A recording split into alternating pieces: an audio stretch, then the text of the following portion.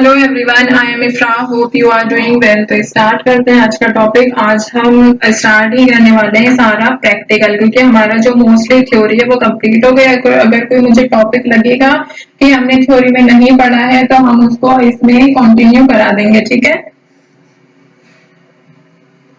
But पहले आपको क्या समझना होगा, बिजी क्या होता है ये आपको मैंने बता रखा है। एक अकाउंटिंग सॉफ्टवेयर होता है जिससे आपने देखा होगा, अगर टैली आता है तो आपको बिजी समझना काफी ज्यादा इजी हो जाता है। आपको बिजी आता है तो आपको टैली समझना इजी हो जाता है, क्योंकि दोनों ही अकाउंटिंग सॉफ्टवेयर है और दोनों में ही सारा बिजनेस का अकाउंटिंग से रिलेटेड वर्क होता है। रिपोर्ट जनरेट की जाती है फाइनेंशियल ईयर की, ठीक है। तो हमारे यूनिट 2 का नाम क्या है, स्टार्टिंग विद बिजी। तो ऑब्जेक्टिव हम देखेगा, सबसे पहले मैंने आपको बताया था बिजी को इंस्टॉल कैसे किया जाता है, जो कि हमने गूगल पे जाकर सर्च किया था और इंस्टॉल करना सीखा था। अगर आपने वो वाला वीडियो नहीं देखा है तो आप वो देख सकते हैं और बिजी को इंस्टॉल करना सीख सकते हैं डेमो मोड में, ठीक है। हमारा डेमो मोड ही यहाँ पर ओपन है फिलहाल। तो देखिए, जब भी आप यहाँ पे वर्क करते हैं, बिजी को ओपन करते हैं, ये रहा यहाँ पे बिजी का सॉफ्टवेयर। यहाँ पे मैं दिखा भी देती हूँ, ऐसा आपके डेस्कटॉप पर शो होता है। बिजी 21 जो अभी लेटेस्ट रिलीज है यहाँ पे वो शो रहा है, ठीक है। वापस से बिजी पे आएंगे। अब सबसे पहला फीचर यहाँ पे क्या शो रहा है, कंपनी।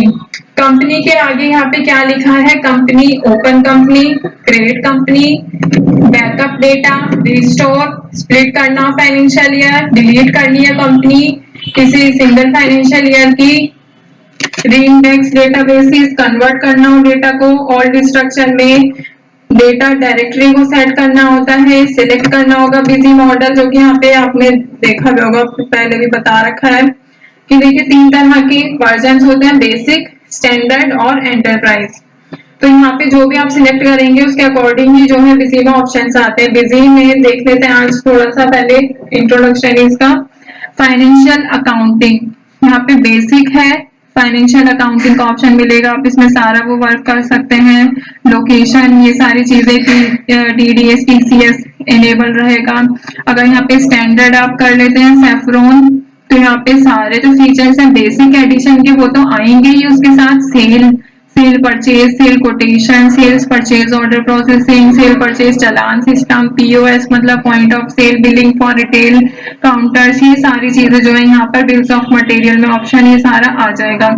फिर अगर हम यहाँ पे क्या कर लेते हैं, एंटरप्राइज वर्जन सिलेक्ट कर लेंगे, तो सारे जितने भी स्टैंडर्ड के फीचर्स थे वो यहाँ पर आ जाएंगे और उसके साथ क्या होगा, पेरोल आ जाएगा, इंडेंट मैनेजमेंट आ जाएगा, वाउचर, मास्टर अप्रूवल, ये सारी चीजें। फिलहाल स्किप करके वापस जाएंगे और यहाँ पर सबसे पहले आते हैं कंपनी क्रिएट। हमें कंपनी क्रिएट करनी होगी। अगर आपके में आपने बिजी अभी इंस्टॉल किया है, कंपनी क्रिएट का ऑप्शन नहीं आ रहा था, आपके सामने एक इंटरफेस आ रहा होगा, अपना मोबाइल नंबर, ईमेल डालना होगा, उसके बाद ही ओटीपी आएगा। ओटीपी एंटर करते ही आपका डेमो मोड जो है ओपन हो जाता है। तो क्रिएट कंपनी पर एंटर करते हैं।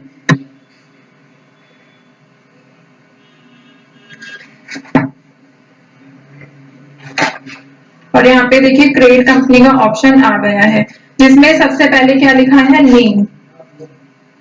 तो फर्स्ट स्टेप ही हमारा इसमें क्या होता है, कंपनी को क्रिएट करना, जो कि रिकॉर्ड करती है हमारे सभी ट्रांजैक्शन जो भी हमारी कंपनी में होता है। तो first option is create company का हमें नेम डालना होगा। नेम हम लिख देंगे जैसे स्टार इलेक्ट्रॉनिक्स, ठीक है। अब आता है इसका प्रिंट नेम। अब बात आती है प्रिंट नेम क्या होता है, ठीक है। Enter the print name of a company in the data. फिर इसमें हमारा प्रिंट नेम ऑटोमेटिक आ गया। बट प्रिंट नेम का मतलब क्या होता है, एक ऐसा नाम होता है जो कि हमारी रिपोर्ट जब भी हम प्रिंट करेंगे, प्रिंटेड रिपोर्ट्स होंगे, तो उस पर हमारी कंपनी का नाम ये वाला लिखाना चाहिए। जैसे स्टार इलेक्ट्रॉनिक्स है, हमें इसकी जगह क्या लिखवाना है, एसई, ठीक है। तो वो क्या आएगा, एसई आएगा, ठीक है। अभी यहाँ पे फिलहाल दोनों क्या है, सेम है। फिर आगे एंटर करते हैं। अब यहाँ पे क्या आ रहा है, शॉर्ट नेम। यहाँ पे अगर आप कोई शॉर्ट नेम देना चाहते हैं, जैसे मैंने फॉर एग्जांपल एसई लिख दिया, तो क्या हो गया, हमारी कंपनी का शॉर्ट नेम। तो फिलहाल हम अभी इसमें एंटर नहीं करेंगे। फिर आता है कंट्री, कि आप कंट्री कौन से सिलेक्ट करना चाहते हैं यहाँ पर। तो यहाँ पे हम इंडिया से हैं, इंडिया कंट्री सिलेक्ट करेंगे, अपना स्टेट सिलेक्ट करेंगे, दिल्ली। अब यहाँ पे फाइनेंशियल ईयर बिगिनिंग फ्रॉम की फाइनेंशियल ईयर जो है कब से स्टार्ट हुआ था। तो ये FY क्या है, फाइनेंशियल ईयर, ठीक है।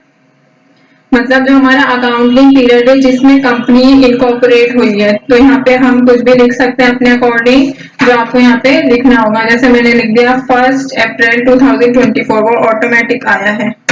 अब यहाँ पे है book commencing from. Book commencing from का मतलब क्या है, यहाँ पे एंटर वो वाली डेट करनी होती है जो अब हमारी कंपनी में जितनी भी बुक्स हैं वो स्टार्ट हुई थी, ठीक है। जो हमारा सेम था पहले वही लिख देंगे यहाँ पर भी। अब आती है बात एड्रेस की। यहाँ पे क्या फिल करना होगा, एड्रेस फिल करेंगे।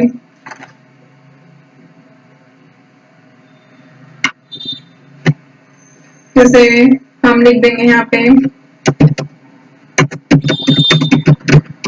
तिलक नगर, दिल्ली 11, अच्छा पिन कोड नीचे एंटर करेंगे 110028 लिख दिया फॉर एग्जाम्पल।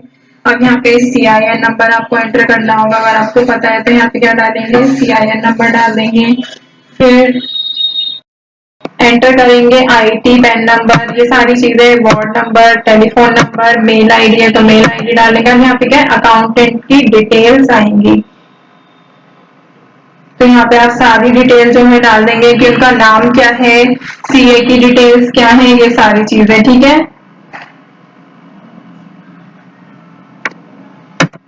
मेल ID, जैसे फॉर एग्जांपल हमारा अकाउंटेंट कौन है, राहुल, तो यहाँ पे हम अपनी मेल ID लिखेंगे। यहाँ पे मोबाइल नंबर, यहाँ पे अपनी मेल ID लिखेगा CA, और यहाँ पे मेल नेम लिखेगा, मेल ID और मोबाइल नंबर, ठीक है। अब बात आती है करेंसी की। तो देखिए करेंसी क्या है, यहाँ पे करेंसी सिंबल इंडिया में है तो ऑफकोर्स रुपीज सिलेक्ट किया जाएगा। अब यहाँ पे करेंसी स्ट्रिंग, तो करेंसी स्ट्रिंग रुपीज का क्या होता है, RUPEES, तो यहाँ पे हमने सिलेक्ट कर लिया। करेंसी स्ट्रिंग क्या होता है, मतलब जैसे रुपीज है, डॉलर है, पाउंड है, ये सारी चीजें। अब आते हैं करेंसी सब स्ट्रिंग। सब स्ट्रिंग यहाँ पे हमें लिखनी होगी, जैसे रुपीज का क्या होता है, पैसा, डॉलर का क्या होता है, कैन, पाउंड का क्या होता है, पेंस, ठीक है। तो यहाँ पे पैसा लिख दिया। और करेंसी फॉर्मेट, फॉर्मेट क्या रहना चाहिए वो यहाँ पे आप सिलेक्ट कर सकते हैं। करेंसी कैरेक्टर, यहाँ पे कैरेक्टर कैसा होना चाहिए वो सिलेक्ट कर सकते हैं। और यहाँ पे क्या लिखा है, इनेबल GST और VAT, कि यहाँ पे आप इसको एक्टिवेट करना चाहते हैं या नहीं, मतलब जो हम एंट्रीज करेंगे उसमें GST इनेबल रहना चाहिए या नहीं। तो यहाँ पे Y लिख सकते हैं, अदरवाइज N लिखेंगे तो नो हो जाएगा, Y मतलब यस, ठीक है। एंटर करेंगे। अब यहाँ पे आ रहा है हमें सिलेक्ट करने के लिए कि आप GST सिलेक्ट करना चाहते हैं या VAT, तो अभी तो GST चलता है तो हम GST एंटर करेंगे। फिर यहाँ पे आता है इनेबल सेस, तो अभी हम सेस इनेबल नहीं करना चाहते। फिर यहाँ पे आएगा GSTIN नंबर डालें, जैसे 07,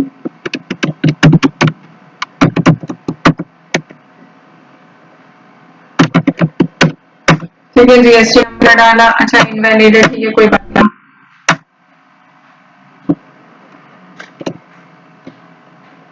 इसको सही करना होगा।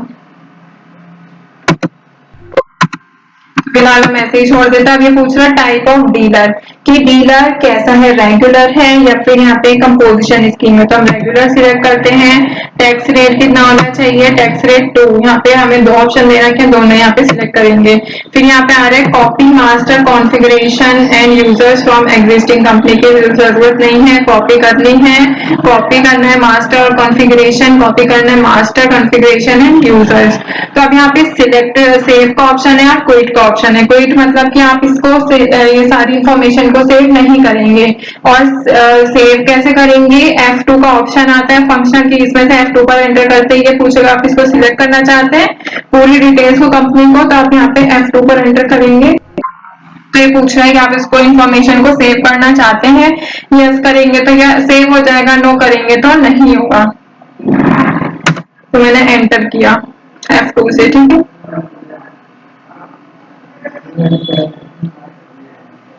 और बिजी अकाउंटिंग सॉफ्टवेयर में है क्या, बिजी में कि आप दो कंपनी सेम नाम से क्रिएट नहीं कर सकते, हमेशा कंपनी का नाम कैसा होना चाहिए, यूनिक होना चाहिए। अब ये थोड़ा सा प्रोसेस हो रहा है, कंपनी हमारी सेव हो जाएगी। यहाँ पे आपको टाइम दिख रहा होगा 56% हो गया, ये जब तक पूरा होगा 100 तक कंपनी सेव हो जाएगी।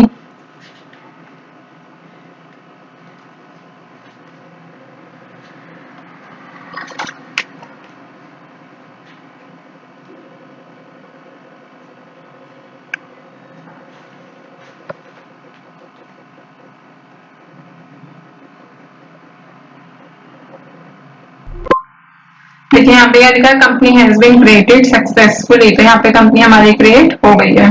तो यहाँ से हटाते हैं और इसको अभी वापस चलते हैं। तो यहाँ से आपने आज क्या सीखा है बिजी में कि कंपनी कैसे क्रिएट की जाती है। टॉपिक को एंड करते हैं। Stay tuned and thank you.